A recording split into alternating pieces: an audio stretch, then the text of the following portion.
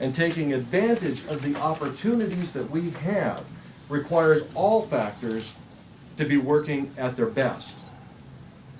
What our congressional district needs right now is a strong partner in Congress to help further its good work.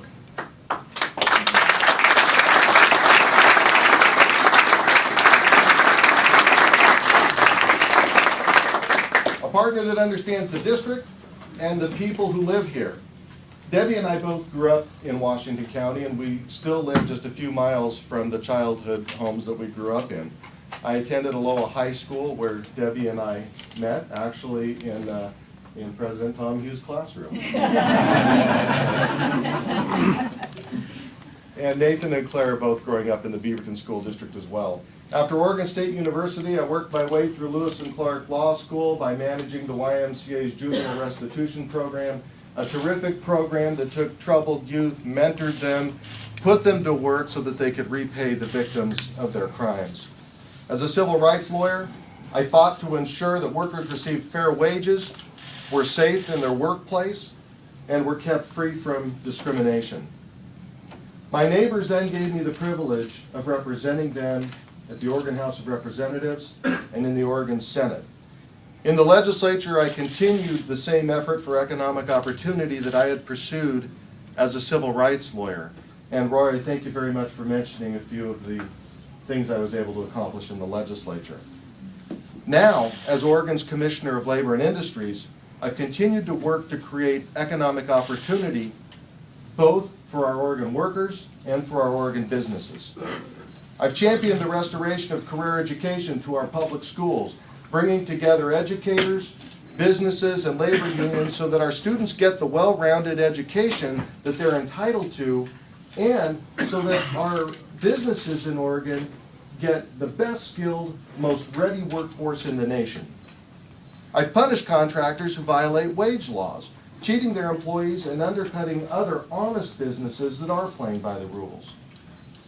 The Bureau has eliminated backlogs in its civil rights and wage claims and restored over $10 million in lost wages, benefits, and damages to workers who have been treated unfairly. And we've done all this while making government more efficient, using online services to cut postage, consolidating agency supplies, and decreasing expenses, saving taxpayers $250,000 every budget cycle. The truth is, I love my current job. I do. Helping Oregon businesses succeed, protecting the rights of all Oregonians. But these are the very principles that my district now needs an effective representative to pursue in Congress.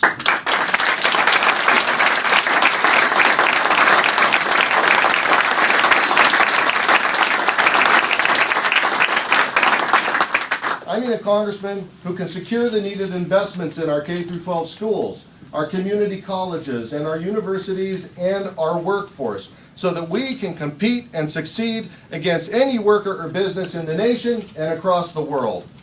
A congressman who will stand up for working families that are trying to put a meal on the table every day, that will support a well-rounded education for our children and support the terrific teachers that provide it.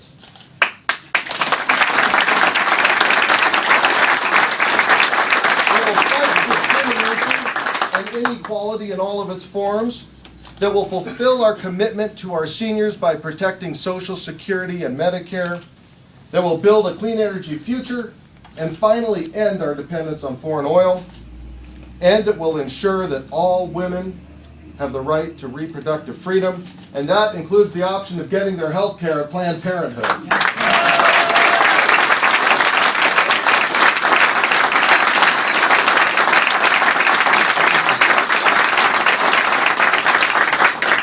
Despite our tough economic times, I am optimistic for Oregon's future.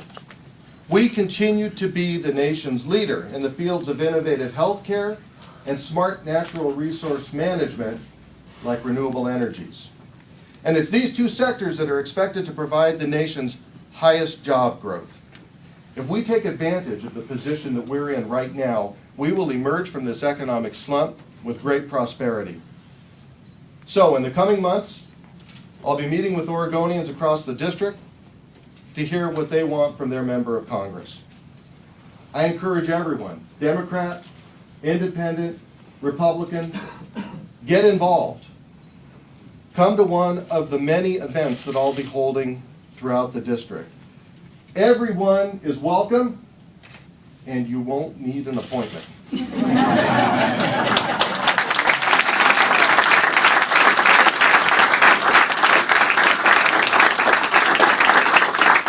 I want you to visit bradavakian.com, send me a message, or Facebook me. Let's have the discussion there. This race is about two things: what our community needs and how it can be best represented. Together we can revive our economy and ensure opportunity for the over 10% of Oregonians that are still out of work. Together we can create a clean energy future that puts dollars back into the local economy, fights climate change, and closes down the spigot of money going to the most dangerous parts of the world. Together, we can stand up to the attacks on a woman's right to choose and on basic health care services. Together, we can assure every Oregonian can retire with dignity and security and have the health care that they've earned. And together, we can support quality schools that prepare our children to succeed in this 21st century economy. Join with me. Together we can give Northwest Oregon the kind of tough and effective leadership that it needs from its congressmen. I thank you all so much for coming here today and look forward to running a terrific campaign in partnership with all of you.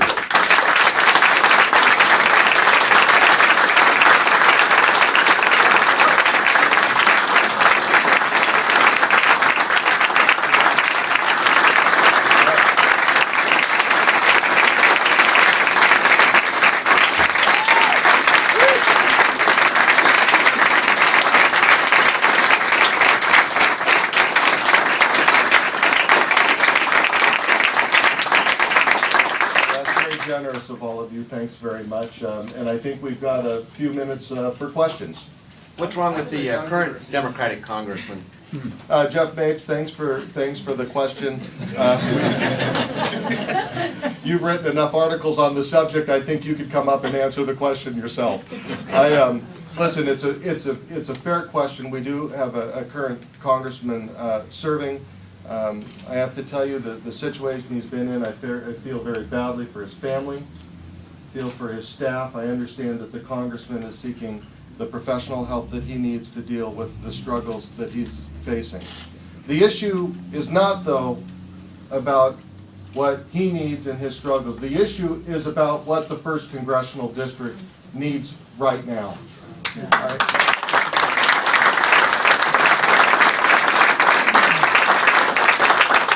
I've had the ability in my public service at the Bureau and at the state legislature to bring diverse groups together to take on some of the most challenging problems that we've faced. And I've been able to do it by bringing labor and industry together, by bringing business groups and environmental groups together, by bringing Democrats and Republicans together. And there's nothing more that the 1st District needs right now and nothing more that the nation needs than that. Yeah.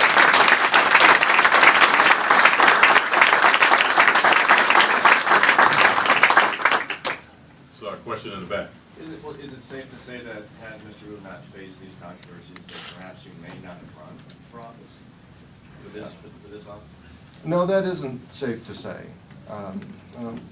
Certainly, there's been more news in the press about the 1st Congressional District lately, but I think some of the challenges that we have been facing as a nation and as a state require more than showing up to give what might be a good vote for the progressives, but really call out for a need for proactive progressive leadership.